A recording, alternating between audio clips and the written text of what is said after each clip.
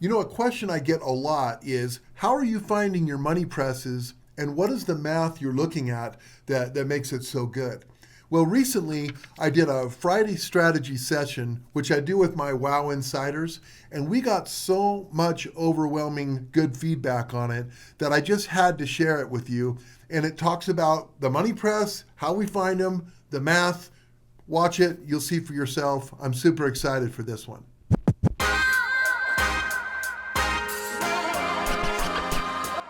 Here's what we're looking for a surprise factor. The stock's trading higher. It's up 10%. Look at this. Clearly see it's in the green. And then in that 60 to 90 minute window, okay, here's what we look at. We see that Gilead averages 7.2 million shares a day, and the volume already squoze into that first 60 to 90 minutes has surpassed an average day's volume. Okay. I want to look at freaking Gilead. And the other parts of the surprise factor is the stock trading over $15 a share, and does it have weekly options? I'm here to say we don't have to probably wonder for too long if a company named Gilead Sciences with that kind of volume, if it has weekly options. Okay, and I'm just going to pull up an option chain. Now, before I zing over an option chain, I want to do timed out again. There, oh my gosh, how hard is it in 2022? And you know what? I just stick with it because I'm just a creature of habit on Yahoo Finance. But not Cigna. We want Gilead. What's the ticker symbol? GILD. Where does Gilead? Oh my gosh. You know, this one has been stuck for a long time going sideways. And I know they had that's a lot of ugliness, but look at the dividend. This dividend, watch this, it's going to increase 71, 71, 71. There we go. And now an increase, I bet, 73, 73. So it increases their dividend just every single year. But wow, that's really something. That is really something. Look at the hurdles this is cleared. This is a stock making a new 52-week high in a bear market that we're probably now coming out of. But that is super wild and crazy. Probably give that one the 3-day rule. It's covered such a drastic thing. But this one has near a 5% dividend yield. Okay, a Gilead is really ideal for the master income trader, the MIT, which will be starting early next year, by the way, which is that portfolio margin concept where what we're doing, we're still going after income, but this is for larger accounts. The portfolio margin kicks in at $100,000 accounts. I don't have time to go into the beauty and the magic of it, but you buy the actual shares, you get the dividend stream. Okay, we buy protective puts out in time, and then we sell the weekly calls, and then we negotiate our margin interest. We ask a lot of times just for asking on the phone, you could get it dropped in half, the margin interest. You can do that now too. You should try it. Don't call them during market hours. Call your broker. Don't text them. Don't chat them. Make a phone call after market hours and say you'd like to talk to, I don't know, a manager, the floor manager or something, and politely ask for them to lower your margin interest rate. We had someone respond to a woman that called, and they said, how low do you want it to be? So that's how desperate the brokerages are to keep you around. Everything's negotiable. I used to have people call and ask to negotiate their commissions. A lot of the commissions are just low to non-existent now, but everything's negotiable. and don't forget it. But anyway, when you buy the stock, and as soon as you buy the protected put in a portfolio margin relationship, they only tie up capital between where the stock is and your protection is, instead of your stock all the way down to zero. So a lot of times you can comfortably, because you're put protected, if you have a $100,000 account, you can get to around $600,000 to $700,000 worth of stocks and selling calls on those amounts, and it's all and collecting dividends on those amounts, but it all kicks in because you own puts on that amount. It's a concept that literally blows people's minds. And if you're like sitting around going, God, I got a couple $100,000, but I didn't, I should have saved for that 2.3 million. And man, if I just could, hey, on a couple $100,000 with portfolio margin, your worries are over. And do you shove it all into Gilead? Hell no. You have Gilead, you have a Chevron, you have an Apple, you have Google and Amazon are on sale. You just get a pie of stocks, protect them all, sell weekly calls on them, and if you want to choose all your stocks that have dividends, all of it doesn't suck. I'll just say that. Okay, so right now, why I'm looking at Gilead, because it announced earnings and it's having a surprise factor. Let's look at Chevron, just for fun. Let's look at it together. We're right here at the 90-minute mark, and then we'll look at our other trades. CVX is Chevron. So they average 9 million shares a day. There's their dividend yield here. And they're trading slightly higher. They're reacting to earnings today. They're trading slightly higher, but what are we looking at on volume? It averages 9 million a day, and at this 90-minute mark, it's about half of that day. For surprise factor, we want to see an average day's volume already squoze into that 60 to 90-minute timestamp on the day, on this day, for a surprise factor. That's what we want to see. Does it mean Chevron sucks? No. Does it mean the energy complex go away? No. It just means we don't have a surprise factor. Okay, we don't have one. Let's see on Exxon, XOM. It's trading slightly higher. Exxon averages 19 million plus shares a day. It's at 12 million at this mark. It's good, great. Exxon, badass, doesn't change anything. It just doesn't have a surprise factor. So let's look at some other. Here's Intel. They were after the close yesterday, so they'd be reacted to today. INTC. Okay, so man, that's a good move for Intel. You want to talk about a stock that has gone through the valley of the shadow of death, is Intel. Now, does that mean their dividends been halted or gone away? No. In fact, all they've done is increase their dividend for decades.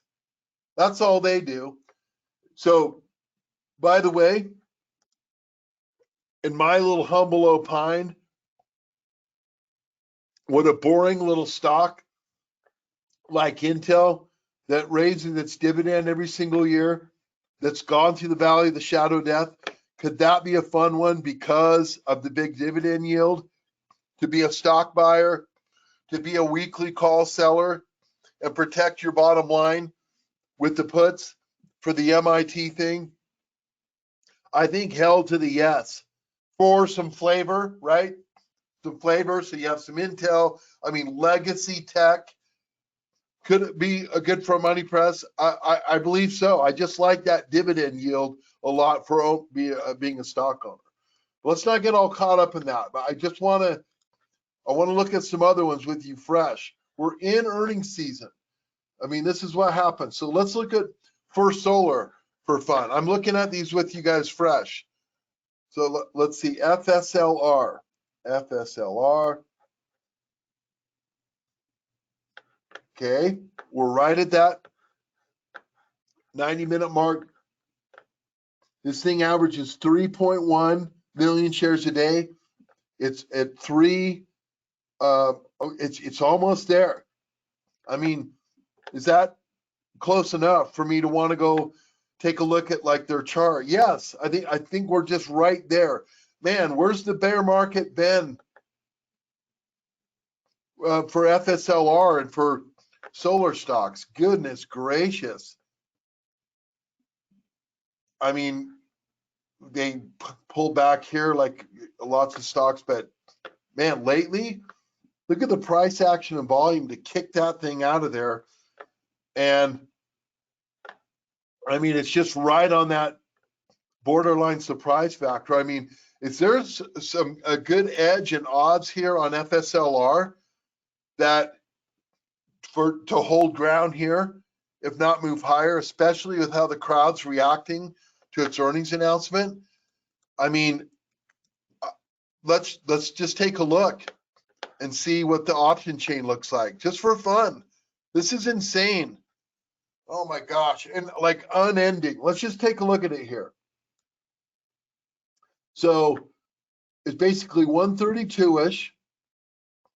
And my point is, are we looking for this thing to just go to the moon? And no, we want an edge and an odd that, hey, a stock's in a good trend and it just got over earnings and it's likely to remain in that trend. We all we need is a neutral stock. And for a money press, do we care about dividends? No. And look at this meaty premiums here. So the stock basically 131.78. If we were to sell, let's just write right over here. Where's my? All right, here we go. I'm just needing some space over here. But if we, you know what I'm going to do? I'm going to make sure we can see. All right, here we go. We can see where the stock is. And let's refresh it. This thing's probably moving all over the place. So 131.62. Here's how we build a money press. By the way, we're going to look at Adobe too, because I'm just super excited about that one. But for 7 days out, so next week, over on the put side, I'd be looking to sell, and with the way the market has logged a follow-through day and stuff, I mean, I'm looking to trade money presses with a little more aggressive, not a lot, just a little, and a little more aggressive would probably be going for the 133s. But let's take the 132s. So if we sold the W, that means next week's 132 puts. What's this on? FSLR. Do we know what they do? Yeah, but we'll go back and look what they do after, because we're looking at the behavior of what other people are doing, especially on a day like today when earnings are out. We're looking and taking the lead and going in the tracks of people that are more connected than us, smarter than us, and have more money than us. That's how they're reacting to the earnings. We're just observing.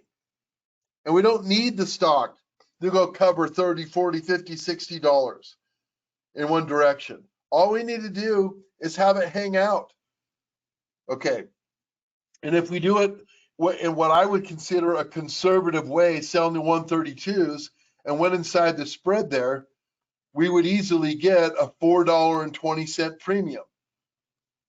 How do I know that? Well, I'm looking at 410 by, I didn't mean to cross that out, by 445. If we're sellers, okay, the bid and ask, if we sell options, they want to sell them to us for 410.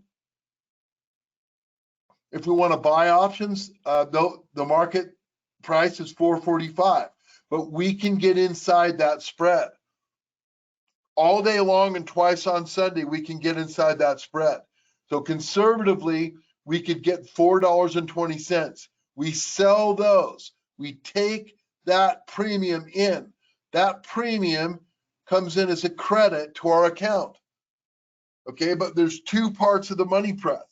The other part, and we didn't even talk about the contracts, but I'm going to pop up 10 contracts here just for easy math. So if we sell 10 of these weekly 132 puts on FSLR, okay, the other part of the money press is we need to buy, not boy, but buy. I promise I write better than that. It's a stupid pad. But if we buy, we're going to buy the same amount, which is 10. Okay. And is it going to be the weekly? No. And is it going to be the same 132 puts? No.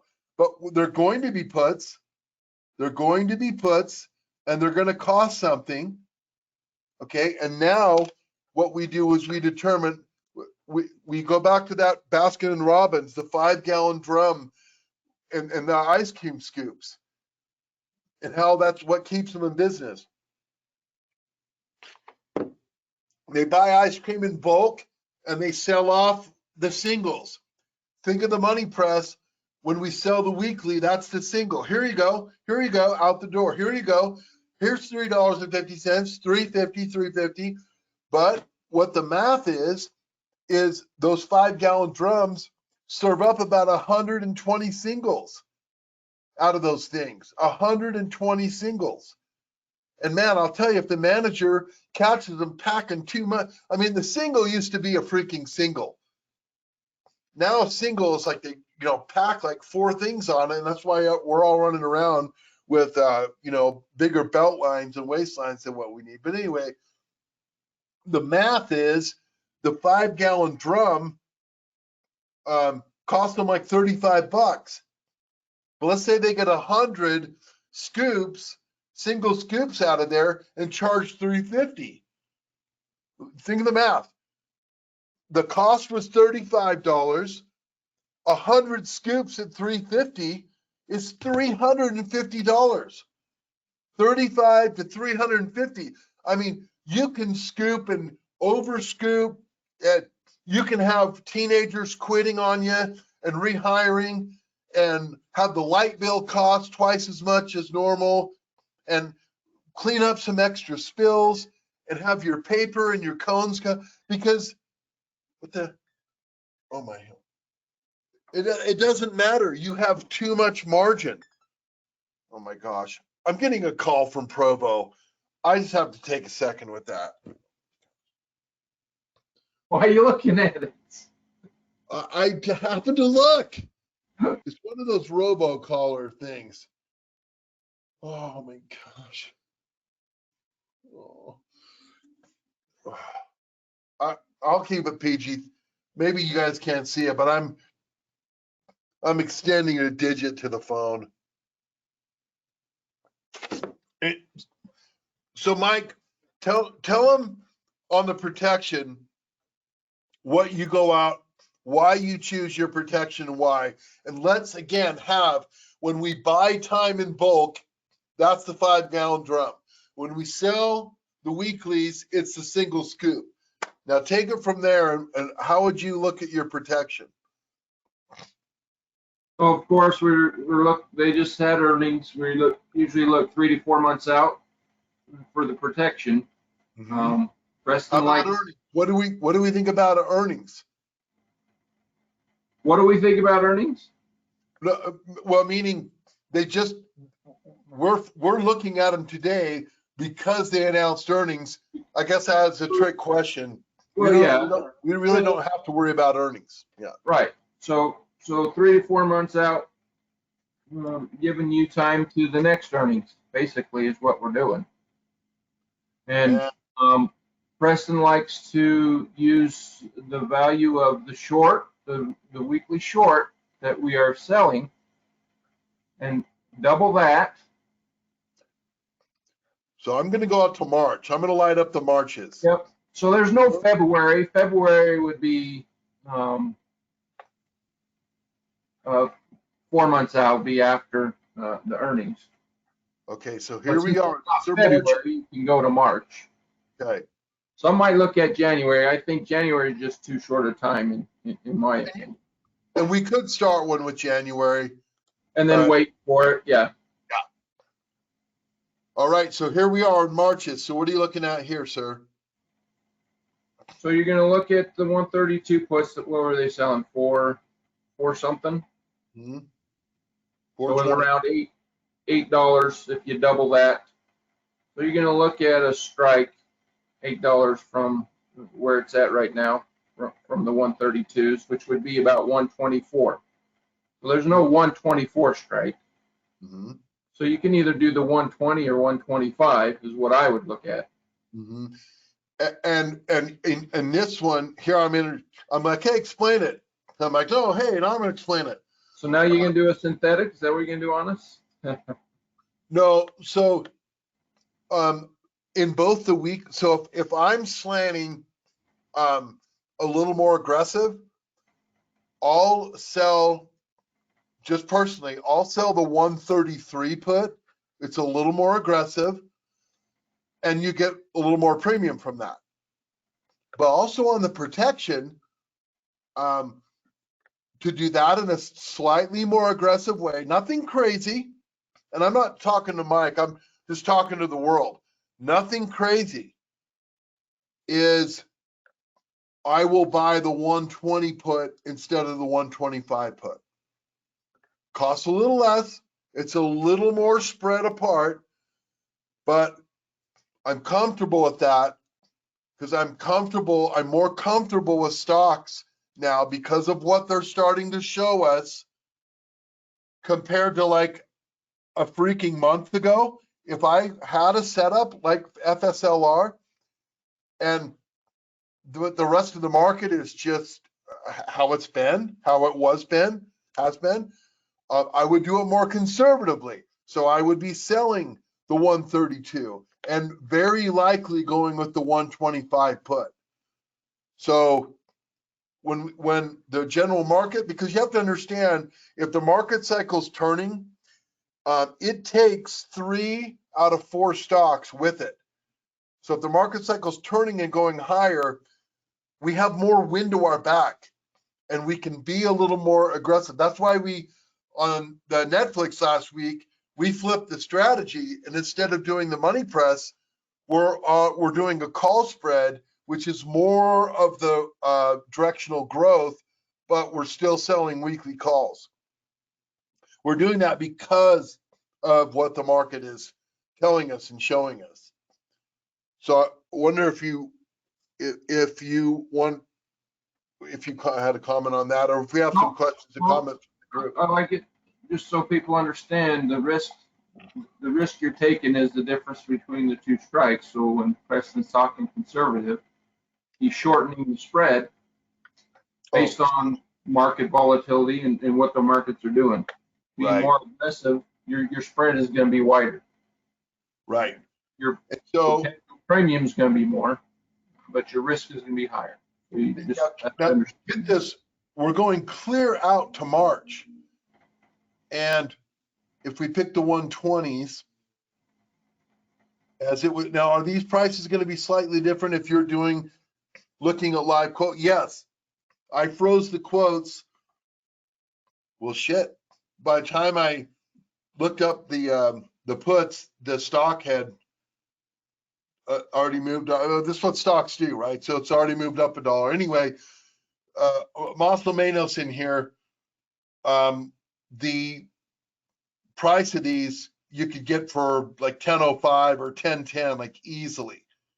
So, that is a debit out. I mean, you have to, when we start a money press, you have to pay to get these, okay?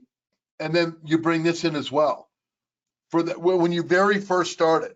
So if the debit is more than what you're bringing in as a credit, anytime you start a money press trade, it's going to be a net, what they call a net debit. So if you fire up your order screen, your order ticket, and you start up a money press, your order ticket is you're doing an option spread, and make sure to carefully type it up. Don't fat finger this. For the love of all things holy, don't buy the weekly and sell the protection. We've seen it all. Okay. You have to make sure you're doing everything correct. Sell the weekly. This is sell to open. You're selling that one to open a position. And then here, you're buying to open. That's the option terminology. And you'll always know it's right. And make sure the strike prices are the correct ones, all that. But if you craft it right, the order will be entered as a net debit. Why? Because you're bringing in 420, but the outgo is 1010. Okay. Now, what's going to happen next week? What's 1 week of time going to do hanging out in October, November, December, January, February, March? Now watch this. And if the light bulb moment's coming on for some of you of me unfolding this, then freaking good. Okay, we're selling these weeklies, and that's 1 week in October, and we're taking in that 4. We're going to take in $4, and then we're going to do another this week right here. We're moving into the first part of November, and we're going to get 4. And is it going to be 420? Is it going to be 420? Is it going to be 450 sometimes? Maybe 1 week 480? Yes. Okay, but 420-ish here. But look at all these weeks, all these weeks in each month, and weeks in December, and weeks and weeks. Look at all this. Look at all this premium. Look at all these single cones. Look at this. And what do they represent? 450, 420, whatever. But we're paying 10. We're paying 10 for that whole March option. And my point is, between this week, this little time frame, how much does our March options decline in value? Okay, hardly anything. So keep this whole big picture in mind of all of this money-making potential on a $132 stock. And if you were doing 10 contract, which represents 1,000 shares, without the strategy, you'd have to have $130-something thousand to get in to this game on FSLR. But as it stands, if you're buying 10 contracts, that put protection equates to about $10,000. Okay, that's what you have to have.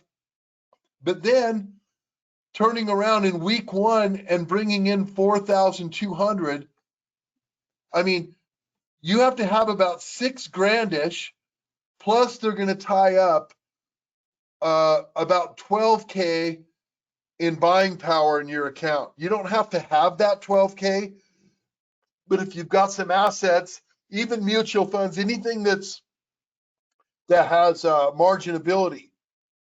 But for you to get in this game and to start setting up this 4K potential, you need $6,000. Now try explaining that. I need a Tums right now because I just thought of a couple of my finance professors. Oh my gosh, where are they? Oh, Hey, do we have a Tom's out there? So understanding the risk, your risk is the Honestly, I just got heartburn. I just got heartburn. Dude, I still have nightmares that I've got a class and I didn't know about it only until there was 1 week left and I had never attended it. I still get them to this day. I don't have any. Go ahead, Mike. I'm going to stop talking for a sec. Oh, I just got a breaking news alert. Tom Brady's getting a divorce. We already knew that. Hey, can you buy puts on marriages? Anyway. Oh, dang. That's what we're doing. Brady should have bought some puts. Should have had some protection.